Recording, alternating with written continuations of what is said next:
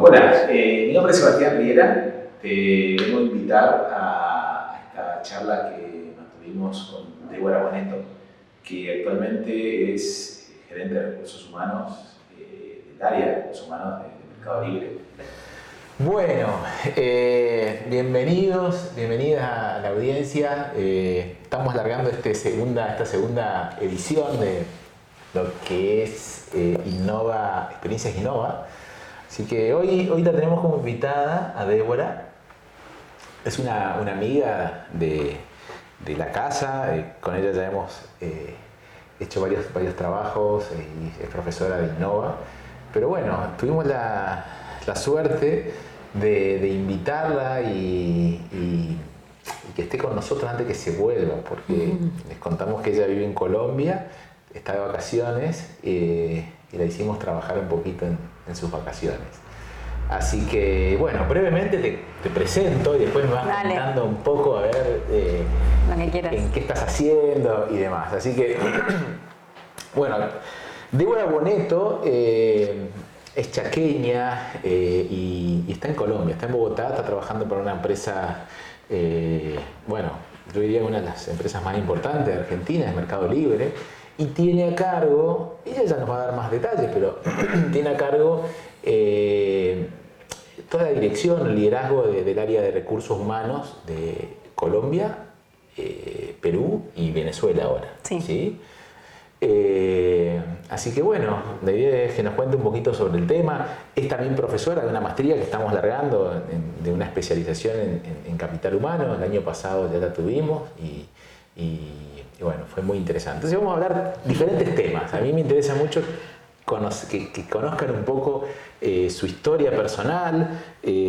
Vamos a hablar sobre tecnología, vamos a hablar de la mujer, la tecnología, los recursos humanos, el talento humano, temas vinculados con la educación. Así que, bueno. Dale, arrancamos entonces. Gracias por venir. No, gracias a ustedes por invitarme. Para mí es un placer. Mis vacaciones siempre son en Resistencia. Para mí es el mejor lugar del mundo para vacacionar. Así que, y si no, de manera remota, que el año pasado hicimos el proceso de formación virtual. Así que también, siempre acá acompañando al equipo.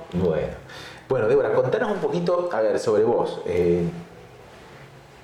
Contanos un poco sobre tu camino profesional o personalmente, cómo es que llegaste a Colombia. O sea, hoy estás viviendo en Bogotá. Sí. ¿Tenés un hijo? Sí, tengo un hijo, formé mi familia allá. Sí, bueno. Sí. Bueno, yo estudié acá en Resistencia, en la escuela normal. Con mis amigas de siempre, o sea, mi grupo de amigas sigue siendo de Resistencia. Después de que terminé el colegio, bueno, ahí encontré que profesionalmente quería desarrollarme en el mundo de recursos humanos. En ese momento inicié a estudiar en Corrientes, en la UNE. Sin embargo, en el camino me di cuenta que yo no conectaba con la filosofía de alguna manera o la orientación que tenía la UNE en esta carrera. Con lo cual, también siempre buscando mi camino, me fui a Buenos Aires, hice un proceso de admisión en una universidad allá. Y bueno, la UNE, al ser tan reconocida a nivel nacional, me tomaron todas las materias que yo ya había aprobado acá y bueno, continué mi camino en Buenos Aires de formación. Cuando estaba ya en mi último año de la carrera universitaria, tuve la posibilidad de entrar como pasante al Santander Río en ese momento, que ahora ya cambió de nombre, pero era Santander Río. Y ahí inicié mi trayectoria. Estuve un año como pasante, me gradué de la universidad y en ese momento me efectivizaron y tuve la posibilidad de pasar 4 años maravillosos por diferentes áreas de recursos humanos, donde aprendí muchísimo. Pasé por el área de selección, por el área de desarrollo, después por el área de gestión del cambio, bueno, formación, lo cual eso me dio como una mirada muy holística de los recursos humanos. Y el grupo tenía un programa de carrera internacional, que era un concurso que se hacía una vez al año en toda Latinoamérica. Y bueno, siempre digo lo bueno de tener muy buenos mentores, líderes de la empresa me impulsaron, me acompañaron a que tome el riesgo de presentarme en este camino que yo quería tomar, de seguir desafiándome. para mí como que nunca hubo fronteras, ¿no? O sea, de resistencia, quise irme a Buenos Aires, de Buenos Aires después quise iniciar una carrera internacional y bueno, fue así que me presenté en la convocatoria y en ese momento quedé seleccionada por Argentina. Y bueno, la asignación profesional, que era un proyecto específico, era en Bogotá. Así que tuve la posibilidad, bueno, de en su momento irme a Madrid. En Madrid estuve un mes en un proceso de formación muy interesante de desarrollo de futuros directivos con el Grupo Santander. Con el Grupo Santander. Volví a Buenos Aires, agarré mis cosas y me fui para Bogotá. En Bogotá, bueno, estuve con el Grupo Santander un año, con este proyecto de asignación internacional que había asumido, lo cual aprendí muchísimo porque para mí era un desafío de ir a un país que no conocía, con una cultura diferente. Siempre yo digo, a pesar de que somos muchos países que estamos en Latinoamérica, cada uno tiene sus particularidades, ¿no? Sí, claro que sí, entonces... Ya vamos a hablar de esto de estar casado con un colombiano o colombiana. Sí, con mucha humildad llegué, con mucha apertura de aprender.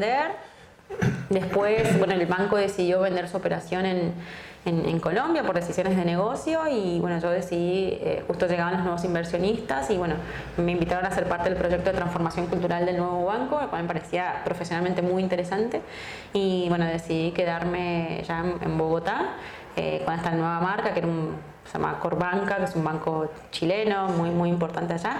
Y nada, fueron 4 años profesionales súper interesantes. Cuando decidí quedarme ya ahí también opté por hacer una maestría, un MBA, un Executive MBA en una universidad en Colombia que es de las más importantes que tiene el país.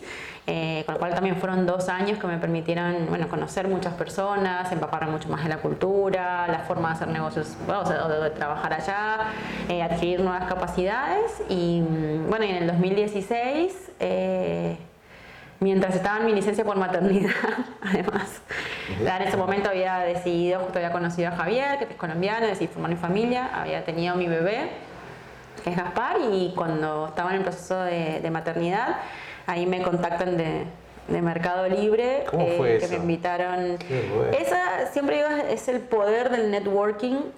Muchas personas con las que yo había trabajado en Argentina, en el Banco Santander, habían decidido seguir su carrera en Mercado Libre. Y fueron ellas quienes me recomendaron para que inicie este proceso, con lo cual me contactaron desde Buenos Aires y hice, digamos, todo el proceso de entrevistas con personas de Buenos Aires. Y me incorporé en Mercado Libre al finalizar mi licencia por maternidad. Así que también estuvo buenísimo porque me esperaron. Yo en ese momento, imagínate, viste, uno estaba como en otra sintonía y sin embargo la empresa también como estuvo muy abierta a decir, bueno, cuando termines este primer ciclo de mamá, te esperamos a que te sumes a este proyecto. Y para mí fue súper enriquecedor porque era ya liderar directamente toda la expansión de Mercado Libre en Colombia, ¿no? Y ni hablar que una compañía de origen argentino, y creo que eso también me conectó primero en principal el propósito de la compañía y tener y ser parte de una empresa que hace historia y que, como digo, es de origen argentino, casi latinoamericano, porque tenemos presencia en 19 países. También me generaba muchísimo orgullo porque yo siempre había trabajado quizás para marcas de otros países que no eran Argentina, entonces para mí tomaba profesionalmente más relevancia la decisión de carrera y bueno, ahí inicié hace 3 años y medio mi carrera en Mercado Libre. Qué bueno. Escuchándote se me vienen anoté 2 cositas que me parecen súper interesantes, porque me pregunto cómo fue que llegaste y un poco pensando en la gente que tiene tiene una gran visión o que quiere llegar lejos. Digo, a veces, o sea, la importancia de estar haciendo muy bien la tarea en el día a día. Porque trajiste 2 palabras. Me hablaste de mentores, ¿sí? Estás agradecida por tener algunos mentores que te han acompañado a desarrollar algunas cosas que quizás la universidad no te da. Uh-huh. Después hablaste de networking. Entonces, digo, ¿qué hay por ahí, no es cierto? Es como decir, a veces uno se esfuerza demasiado para decir, bueno, quiero entrar hasta determinada empresa y al final es haber hecho muy bien tu tarea, la que te correspondía hacer en el momento en el que estabas, abrió puertas que vos no te imaginabas que se iban a abrir en un futuro. Quizás por estar haciendo muy bien. O sea, sí. ¿Cómo Mira, conectás esos puntos para atrás? Yo no creo en la suerte. Sí. Yo creo en que uno siempre tiene que estar preparado para esas oportunidades desconocidas que van a llegar. Mi motor siempre fue la ambición. Entonces siempre quise ir por más. Y la verdad que para poder hacerlo nunca lo hice sola. O sea, primero siempre conté con mi familia, mis papás, mis hermanos, desde el primer momento siempre confiaron y me acompañaron. Yo siempre digo una metáfora que yo quería volar y mis papás me dieron alas, ¿no? Y eso para mí es sumamente importante porque en el hogar comienza todo. Cuando yo había decidido irme a Buenos Aires, mis papás confiaron y me apoyaron y me acompañaron, pero fui, o sea, yo no quedé quizás esperando que nunca me quedo esperando que las cosas pasen. Fui y hice que pasen. En su momento no pude irme a Buenos Aires al inicio, decidí estudiar acá, no me quedé satisfecha, no era lo que yo quería y me fui, hice el proceso de admisión, llevé mis papeles, lo busqué, salió, me fui. No es fácil ir de una ciudad chica a la capital. La capital, todo el mundo sabe que es muy competida y hay muchas personas en las regiones, es un ambiente muy competitivo y donde permanentemente tenés que estar esforzándote y formándote de manera continua. Entonces, bueno, llegué, estudié y yo nunca dejé de estudiar. Sigo, mejor dicho, estudiando todo el tiempo. Porque hay que reinventarse, hay que mantenerse actualizado y como te decía, rodearse de los mejores. O sea, al inicio uno se rodea claramente de la familia, que es el núcleo más cercano, pero después a medida que va pasando el tiempo es elegir tus compañeros de la universidad, que también te pueden ayudar, que están trabajando en algunas empresas, que te pueden recomendar. Obviamente tus resultados y tu desempeño siempre tienen que ser de excelencia para que también esas cosas pasen. Buscar mentores, personas con más trayectoria, que también han pasado experiencias diferentes y que te pueden asesorar, ayudar, enseñar, recomendar. Valorar todas aquellas personas que te pueden acompañar y animarte a lo desconocido. O sea, yo la verdad que me considero una persona que me gusta el cambio, que no tengo adversidad al riesgo y siempre estoy como buscando cosas nuevas para hacer, para aprender, para entender. Y ese fue como mi motor y como te digo, o sea, a mí se me fueron abriendo puertas quizás inesperadas para mí, pero de alguna manera que yo siempre las fui buscando, ¿sí? Yo estuve en el sistema financiero 10 años, en el cual en diferentes marcas, pero en esa industria, en el cual aprendí muchísimo. Pero después ahora cuando entré en el mundo de tecnología hace 3 años, tuve que, te diría que desaprender el 70% de lo que traía, que me hizo exitosa en el pasado, pero que no es lo que hoy en día es quizás esta industria, esta nueva era de recursos humanos necesitaba, ¿sí? De lo que yo aprendí. Lo que yo aprendí en la universidad me dio un marco teórico, como unos básicos muy interesantes. El trabajar, a mí me sirvió mucho trabajar y estudiar. Yo soy pro de la gente que trabaja y estudia, porque vos mientras vas trabajando vas aplicando inmediatamente todos esos aprendizajes y vas aprendiendo de otros. O sea, yo sí creo, por ahí metiéndonos en el tema de tecnología, en la colaboración, en aprender de pares, en aprender de otras personas, de otras áreas, de otras industrias, de tu propia, digamos, red social de amigos. Es súper importante siempre nutrirte y estudiar. Débora, y ese 70, ¿qué fue ese aprendizaje? ¿Qué viviste o qué te trajo esto de estar en esta empresa tecnológica o el mundo tecnológico que decís que tuviste que reinventar? O sea, ¿por dónde pasó? ¿Qué notás que como gran cambio? Porque es súper interesante, ¿no es cierto? ¿Qué está pasando en esas empresas que hacen que consigan determinados resultados? No sé, mi pregunta como emprendedores, y bueno, ¿qué está pasando en ese mundo? ¿Qué tenemos que aprender de eso que está pasando ahí? El principal cambio en mí fue quizás en la administración o la gestión de la incertidumbre, ¿no? De donde yo quizás venía desarrollándome en un entorno más quizás seguro, cuidado, claro el camino que ibas a tener, donde quizás el crecimiento de la industria, del sistema financiero particularmente es mucho más lento, entonces la posibilidad de predecir el futuro es viable.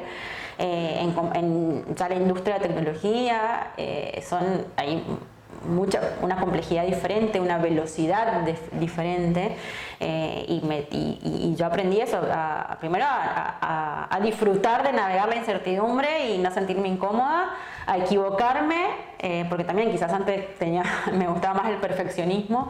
Hoy en día necesitamos un nivel de ejecución o de salida en vivo de los proyectos que hacen que tengas que tener mucha velocidad de pensar, de analizar, pero de ir muy rápido. Y en esa velocidad no me he equivocado, pero lo bueno es que he aprendido y he tenido también una red de contención que en su momento, cuando he tenido errores, me ha acompañado.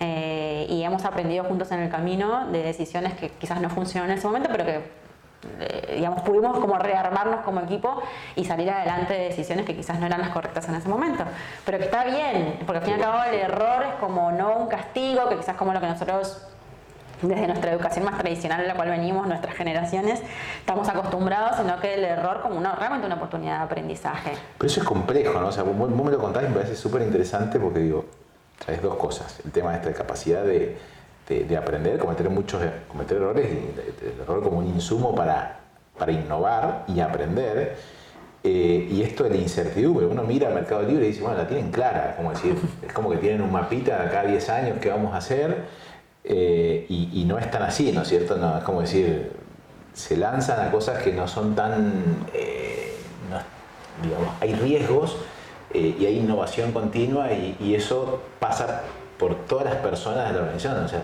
a todos de la organización los toca de alguna forma. Sí, porque particularmente, bueno, en el caso de Mercado Libre es una compañía que parte de su ADN es el emprendedurismo. Y por más que sea una compañía multinacional, que bueno, cotizamos en la bolsa de Nueva York, nuestra filosofía de trabajo es el emprendedurismo. Entonces, a nosotros nos gusta, digamos, tenemos claro el rumbo de la compañía, tenemos una visión, un propósito muy superador. Quizás en la forma en que vamos llegando a ese resultado es donde vamos haciendo un camino diferente, donde siempre tenemos que estar tomando decisiones quizás que no estaban planeadas, pero más que nada para responder también a la demanda del mercado. O sea, Mercado Libre es una compañía que compite contra el mejor del mundo, y hay que estar a la altura de competir con la empresa más importante del mundo, y eso requiere de mucha velocidad, de muchas ganas, de mucha intensidad, de mucha pasión, que te guste, que disfrutes de trabajar en entornos de trabajo, y ahí un poco lo que te decía, ¿no? Cada uno, yo siento que tiene que encontrar, no hay que ir a como empresas que están ni de moda, a veces caemos, ¿no? Todos en, bueno, hay que ser como tal empresa, como la otra, o sea, que como sí, Google, que como claro, tal, que son empresas maravillosas, y tuve la oportunidad de conocerlas hace poco. Pero cada uno también tiene que disfrutar de su emprendimiento, de la empresa familiar donde tiene la posibilidad de trabajar y tiene la posibilidad también de transformarla haciendo una generación nueva. Para mí el tema del disfrute es muy importante, y a mí lo que pasó es que en Mercado Libre encuentro un entorno de trabajo que permite que yo tenga mi mejor versión y que me desafía, me eleva los estándares permanentemente. Entonces yo siempre invito a que cada persona busque empresas donde perciban que los desafían a ser mejores, que no comulgan de alguna manera. Nunca nos quedemos en un espacio donde sentimos que no te está aportando o que no te desafía a ser una mejor persona, un mejor profesional, un mejor ciudadano, ¿no? Porque además eso, las empresas estamos llamadas a entender a la persona en todas las dimensiones. Hoy en día no es que es la vida personal con la vida profesional, no, somos un solo ser humano que tiene muchas dimensiones, y que todas tienen que trabajar de manera armónica y que todas están integradas. Y hoy eso, la tecnología ha permitido eso, tener interconexión permanente, entonces es imposible segmentar. Eso era otra época, hoy ya no lo es. Es como forzar un poco algo que no podría pasar. Entonces está bueno disfrutar, que sentir que lo que yo aprendo todo el tiempo, aprendo en mi casa, aprendo en el trabajo, aprendo en la comunidad donde estoy trabajando, si trabajo quizás en una ONG, que estoy aprendiendo en la universidad para quienes también damos clases. Por ejemplo, hablando de estudiar, yo también soy, además de docente de Innova, soy docente de un MBA en Bogotá. Pero con nosotros fuiste primero, ¿no es cierto? Sí, con ustedes. Y la verdad que eso me dio muchas posibilidades de yo aprender. ¿sí? O sea, yo soy también profe para yo seguir aprendiendo, porque aprendo de los líderes o las personas que participan, que me traen sus experiencias, sus desafíos, sus miedos, sus obstáculos, y me nutren a mí de situaciones diferentes a las que quizás yo también vivo en mi cotidianidad. Entonces, está bueno eso de que todo el tiempo estés con esa actitud, ¿viste? Como de curiosidad y de... Cruzando diferentes espacios. Eso es la colaboración, al fin y al cabo, es ser parte de una comunidad, la cual aprendes permanentemente, y donde no hay jerarquías, ¿no? Donde no tracciona el aprendizaje por la jerarquía, sino que, nada, por lo que cada uno de nosotros podamos aportar para que eso pase. Bien. Y otra cosita que estábamos hablando antes, que tuviste un viaje, bueno, estás viajando mucho y recientemente estuviste en Estados Unidos, en Silicon Valley, ¿sí? Es como que uno escucha en las películas y está muy de moda. Entonces, bueno, yo te preguntaba, ¿qué hay ahí o qué notás que pudiste aprender de estar ahí, ¿no? Como, estuviste en las oficinas de grandes empresas, ya contame un poquito sobre eso. Sí, bueno, fue un viaje que organizamos con 60 colegas de Colombia, de México y de Chile. Teníamos muchas ganas justamente de ir a conocer de primera mano a una inmersión absoluta en compañías de tecnología. ¿Cuáles, por ejemplo?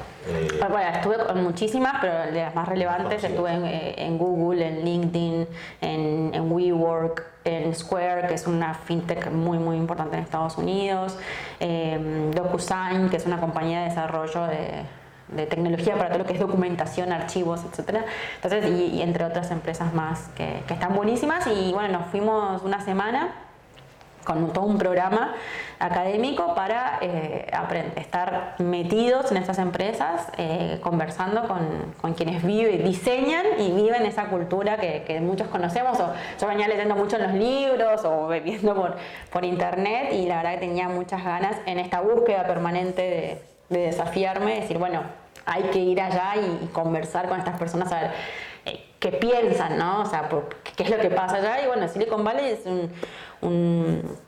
está situado en San Francisco, donde están las más de 35.000 startups de tecnología que han nacido allá, pero que hoy son de talla mundial, muchísimas. O sea, es todo un ecosistema emprendedor súper interesante.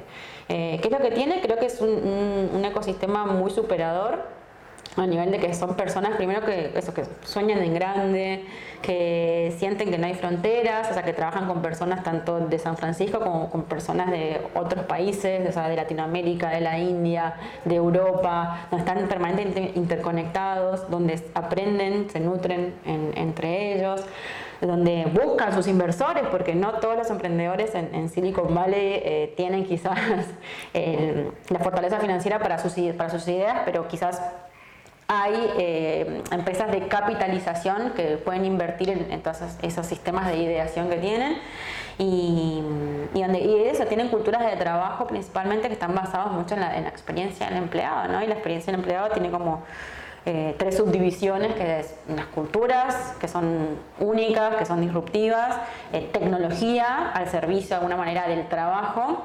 y un espacio de oficinas, ambientes de oficinas que también contribuyen a interconectar las ideas permanentemente. Entonces, como te digo, son los 3 atributos que tienen todas estas empresas, y quizás la diferencia con otras empresas que conocemos es que, claro, su origen es digital, o sea, su origen es de tecnología, que eso hace quizás que sea más simple o más rápido, ya porque la capacidad está instalada desde el ADN de la compañía para esos crecimientos y esas transformaciones permanentes.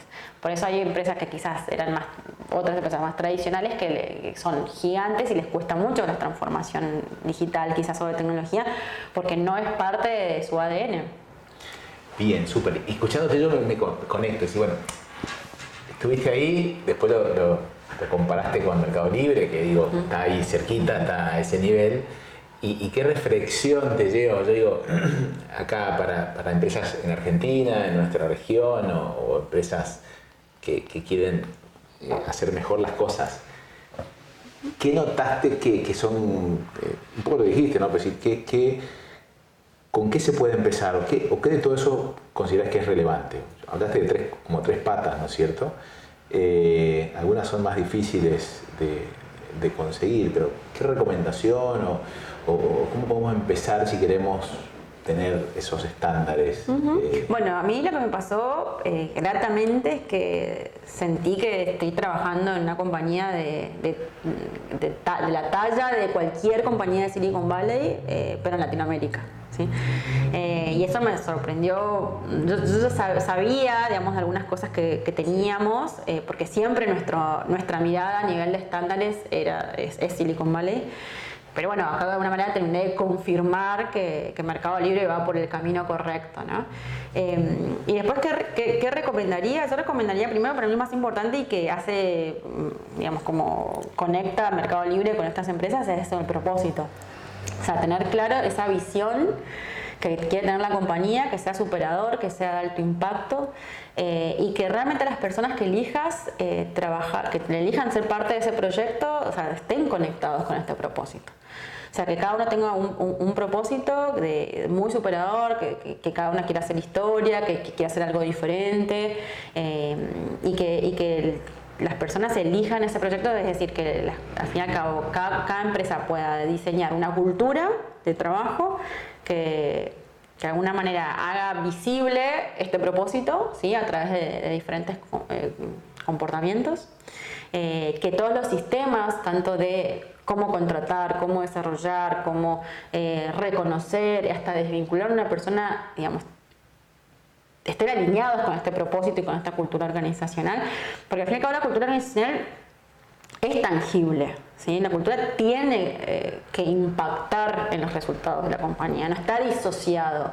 O sea, todas las compañías tienen de alguna manera un objetivo económico, por supuesto que lo tienen, y la cultura lo que hace es refuerza y potencializa la capacidad de llegar a esos resultados. ¿Sí? A ver, el ejemplo de cultura, poniéndome en una pyme, ¿sí? Una pyme que tiene, no sé, 5, 10 empleados, puede ser industrial, comercial, no 100% tecnológica. ¿Cómo se podría observar eso de la cultura y cómo empezamos a movernos en ese espacio? Por ejemplo, te traigo un ejemplo nuestro, esto de ser transparentes, o sea, digamos, hay culturas en las que está bien visto decir las cosas que se ven, la transparencia, ser frontales, y hay otras que tienen otra forma de manejar eso. Hay otras culturas que premian los logros, hay otras culturas que, digamos, visibilizan los errores, otras que lo tapan. Por sí. Ahí vamos. Sí, no hay culturas ni buenas ni malas. Hay culturas únicas. Entonces siempre lo más importante es que el fundador de una pyme o una empresa tenga claro esto, como te digo, el propósito o la visión, a dónde quiere llegar, a dónde quiere impactar como compañía. A partir de esa visión, también diseñar los valores de la compañía que coincidan de alguna manera con esa mirada, y cada uno de esos valores se desarman o se operacionalizan en comportamientos. ¿Sí? Para poder desarrollar esto, digamos, hay muchas metodologías, no se requiere también como desmitificar grandes consultores que te acompañan. Hay empresas que tienen la posibilidad financiera de tener consultoras relevantes que te acompañen en el proceso, pero sino también los profesionales de recursos humanos estamos preparados para poder metodológicamente acompañar esos procesos y que sea lo más genuino posible. O sea, finalmente la cultura, ¿qué es? Es la forma de pensar, de sentir y de actuar de una persona que está acoplados a la compañía, ¿no?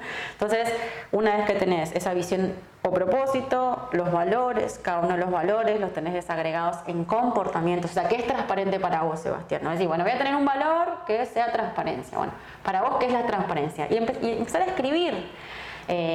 Vos, con el resto de las personas de tu equipo que te acompañan, y decir, bueno, ¿qué sí es para mí transparencia y qué no es transparencia para mí? Y quizás es diferente lo que para vos es transparencia que lo que es para Caro.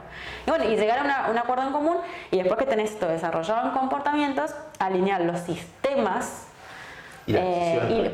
Claro, que te permiten tomar mejores decisiones. Entonces, un ejemplo, ¿no? Yo trabajaba en una empresa y había un vendedor que era muy bueno. En términos de resultados, era el mejor vendedor de la sucursal, por decirte. Sí, es difícil, imagínate, dueño de la empresa o gerente de esa sucursal, un vendedor te hace la mitad de la facturación, por decir, pero tenía unas conductas en términos de trabajo en equipo que afectaba a la cultura, o sea, lo hacía de una forma que por ahí no era.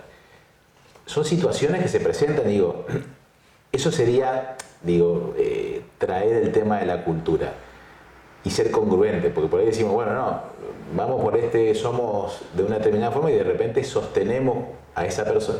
Eso hay que estar muy atentos a eso. ¿Sería un caso? Sí, a ver, hoy en día vos tenés que tener entonces. Un ejemplo, ¿no? Un ejemplo es, entonces, vos tenés un valor que puede ser la transparencia, entonces lo que tenés que hacer es, en tu proceso de entrevista, que sea un proceso de entrevista que sea estructurado, armado, consciente, y indagás sobre la transparencia. ¿Sí? Para poder identificar que las situaciones en las que vos hayas vivido, donde has tenido que poner en acción quizás el valor de la transparencia. Después, tenés que tener tu sistema de desempeño alineado a cómo voy a valorar tanto, obviamente, los objetivos cuantitativos que vos traías recién, pero también la cultura. La cultura tiene que ser evaluada. ¿Sí? O sea, tiene que ser medible la cultura. Entonces, decís, bueno, la transparencia. Entonces ya contraté con base en unos valores, la transparencia, analicé. Después te voy a evaluar a vos en tu desempeño también por tus resultados, pero también por estos valores que uno es la transparencia. Perfecto. Si decido promocionarte o reconocerte o algún tema de premio sobre transparencia, vos tenés que ser un ejemplo de la transparencia, porque vivís esos principios que estuvimos hablando. Y dar visibilidad y comunicar. ¿Sí? Es decir, comunicarle al resto de las personas que Sebastián tiene estos atributos, con lo cual lo reconocimos por vivir esta cultura. Entonces, si vos empezás a dar visibilidad a aquellos comportamientos positivos que querés que se repitan, empezás a permear la cultura. Eso es lo positivo, pero también lo negativo, como yo les dije, es qué cosas querés que se repitan y qué cosas son innegociables que no pueden pasar en esta compañía. Eso también tenés que dar visibilidad. Entonces, la salida de las personas, la decisión de salida también tiene que estar atada no solamente al desempeño, sino que a la cultura. Y a veces hay personas que tienen excelentes desempeños, pero son tóxicas para algunas culturas. Y esas decisiones son muy, muy difíciles, pero también hay que tomarlas, porque cuando la cultura, al fin y al cabo, tracciona la sostenibilidad de la empresa. Entonces no puede ser algo negociable que la persona viva o no viva la cultura. Y esa es una decisión que realmente la tiene que tomar desde el fundador o el gerente general y tiene que permear en todos los líderes de la organización. Y el liderazgo es fundamental para que esto funcione, porque el líder, al fin y al cabo, con el ejemplo, con las palabras, lo que dice, lo que no dice, cómo actúa, los comentarios, las decisiones que toman sobre las personas, va poniendo en evidencia estos valores que yo te voy diciendo. Entonces, al fin y al cabo, vos tenés toda la arquitectura de la cultura que acompaña a esto. Entonces, porque hay veces que he visto quizás compañías que dicen, bueno, definen un propósito, definen los valores y los pegan divinos en la pared o en el intranet y no pasa nada. Y después dicen, no, pero sí dice que es esto, pero yo en mi día a día con mi jefe no lo veo. Bueno, eso es porque la cultura no está permeando, porque no se pudo armar que realmente se empiece a vivir. Y es un proceso que es continuo, o sea, no es estático. Todo el tiempo hay que estar revisando y tomando decisiones y corregir. Quizás hay cosas, decisiones que tomaste, un sistema que armaste y no funcionó. Hay que rearmarlo. ¿Sí? Nada es estático. Esto continuamente se va revisando y a veces siguen los procesos de transformación cultural son procesos de larguísimo plazo. Son procesos de hasta 4 o 5 años, depende, bueno, de la historia de la compañía que tenga y todo lo que tenga que transformar, pero son procesos de largo aliento, donde hay muchos obstáculos.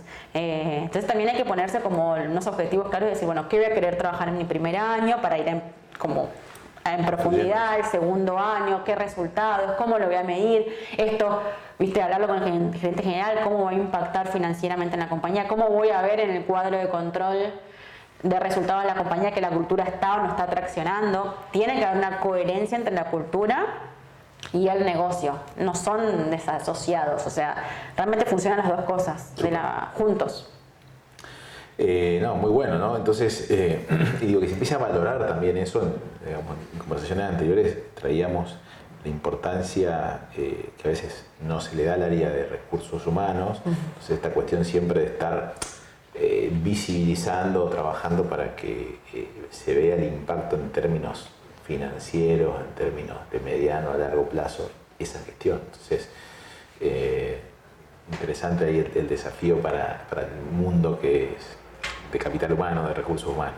Sí, ahí también quienes trabajamos en recursos humanos nos tenemos que reinventar un montón. O sea, nuestra profesión ha vivido una transformación tremenda. Nuestra profesión existe desde la revolución industrial y ha pasado por diferentes etapas. Hoy quizás en una etapa mucho más innovadora, disruptiva, creo que muy superadora, donde ya creo que hay un posicionamiento de ser socio del negocio, pero que requiere, ¿viste?, una mirada diferente. Hay cosas que tienen que pasar. O sea, nosotros tenemos que hacer las funciones transaccionales, como pagar la nómina, los beneficios, eso hay que hacerlo muy bien, pero ya no es el core, o sea, digamos el foco del profesional de recursos humanos. El profesional de recursos humanos tiene que estar pensando en esto, en cómo crear la cultura, cómo traccionar la cultura, qué conversaciones tiene que tener con los líderes, qué está pasando afuera. Hoy hay nuevas tendencias que hablan de afuera hacia adentro, ¿sí? Entender qué necesita el negocio y está pasando en el mercado, que hace que nosotros tengamos que acompañar la transformación del liderazgo para esta nueva competencia que está surgiendo. Entonces, no es solamente mirar, el profesional de recursos humanos siempre mira que está solamente adentro. Hoy te dice, no, hay que mirar adentro, hay que mirar los competidores, hay que mirar la industria, los emprendedores, que quizás hoy no son competidores tan relevantes, pero que están en una fase naciente, las regulaciones, que también hay mucha transformación a nivel de regulaciones, la tecnología, cómo está impactando en el comportamiento. Bueno, este es otro capítulo, pero bueno, toda la revolución tecnológica que se viene en el mundo hace que tengamos que tener diferentes capacidades. O sea, el impacto de la tecnología va a hacer que el 75% de los trabajos en Latinoamérica que nosotros hoy conocemos van a desaparecer. ¿Y qué vamos a hacer? Entonces, ahí estamos llamados a la educación. O sea, ese es un poco el próximo tema que te quería traer, que tenía que ver con esto de educación, tecnología, educación y la conexión que hay entre educación y empresa.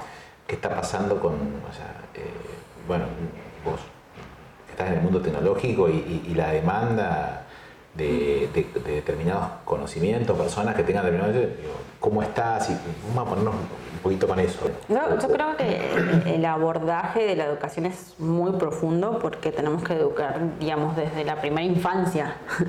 No solamente cómo llegamos a la universidad o si llegamos o no llegamos. Hay que hacer realmente una transformación de raíz, donde le enseñemos la educación formal, donde solamente los profesores van y te imparten conocimiento y vos te quedas pasivamente aprendiendo, ya no es más.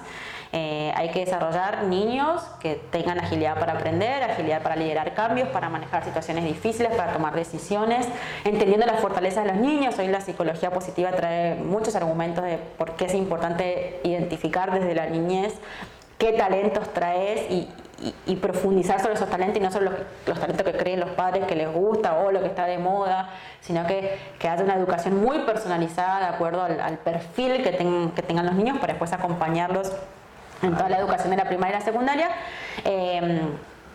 Dar visibilidad de las nuevas capacidades que se requieren.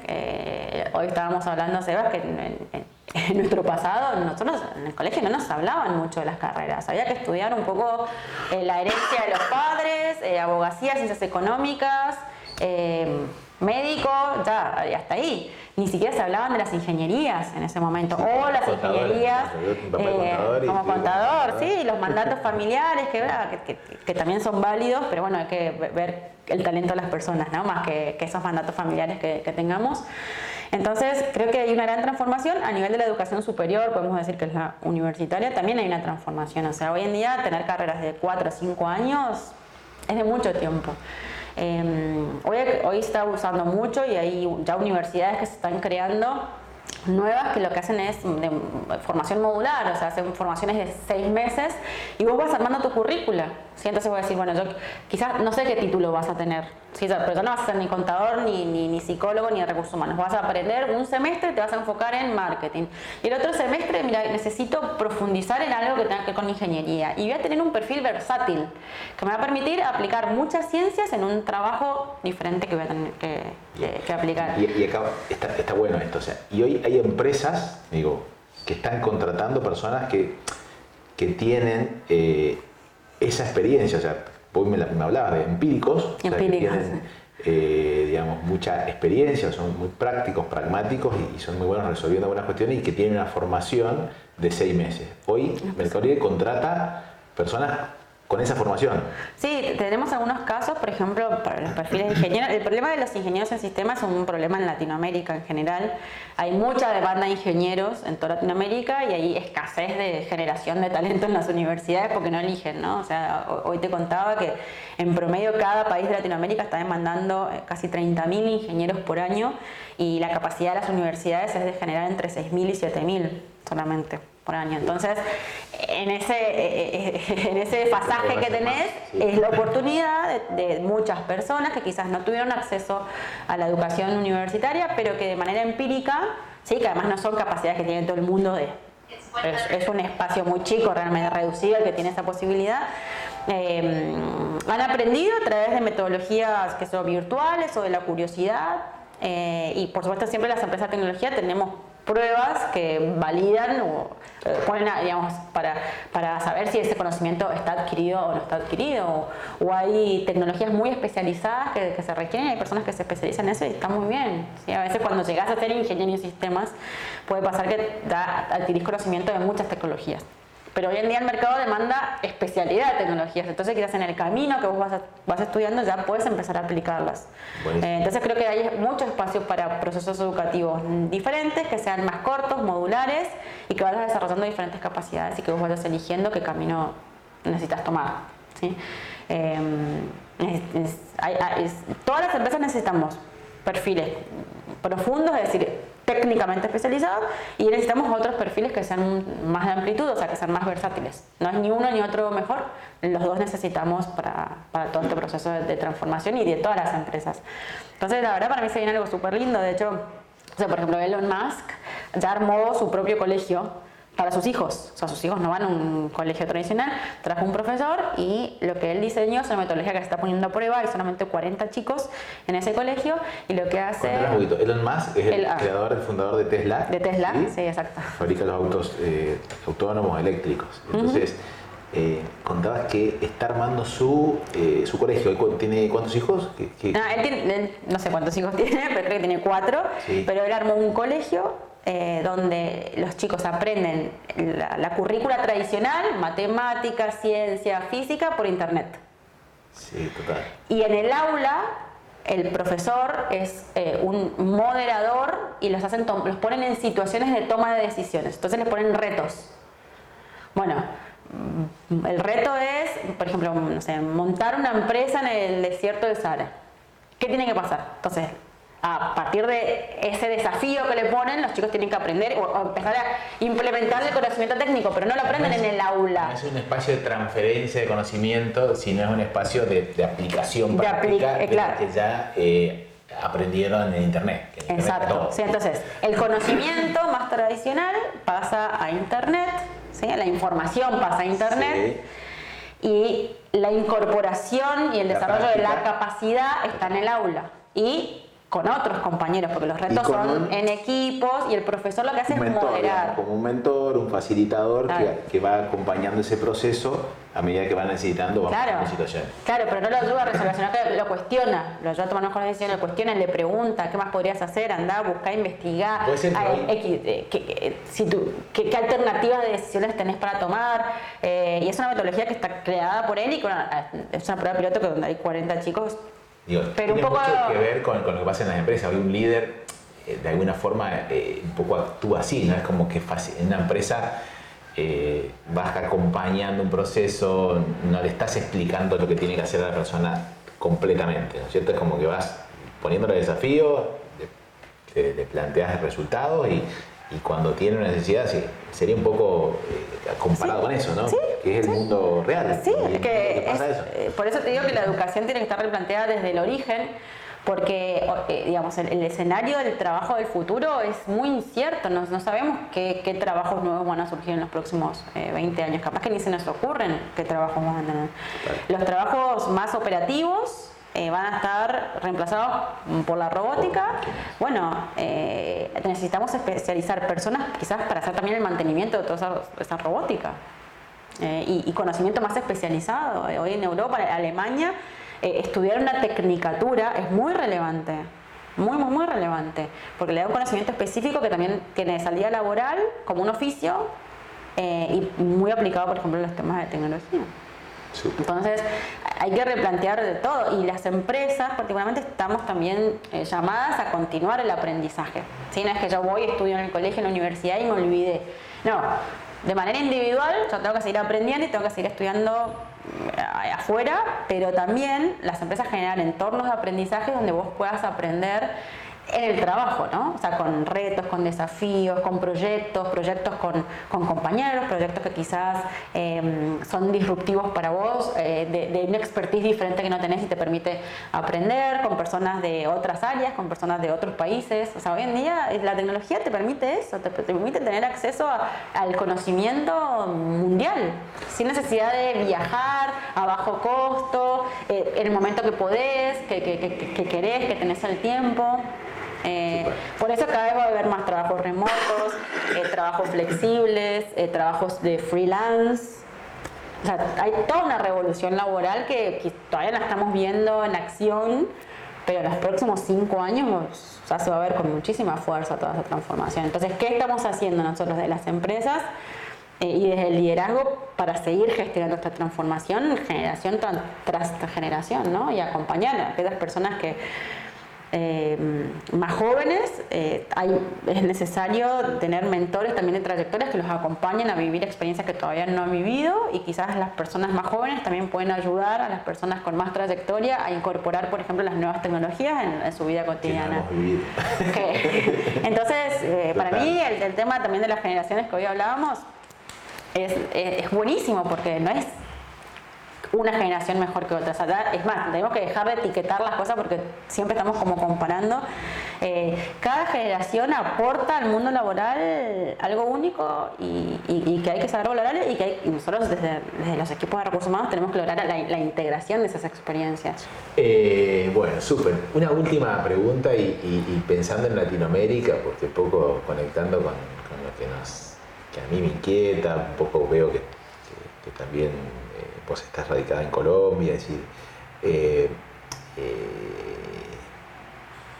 y más que pregunta, estoy contando lo que yo veo una gran oportunidad en Latinoamérica. ¿Cómo ves Latinoamérica para el desarrollo o la posibilidad de oportunidades, de emprender, de pensar en el mercado, como lo hizo Mercado Libre, ¿no? O sea, pensar en Latinoamérica como un gran mercado de habla hispana, y qué oportunidades ves que hay por ahí?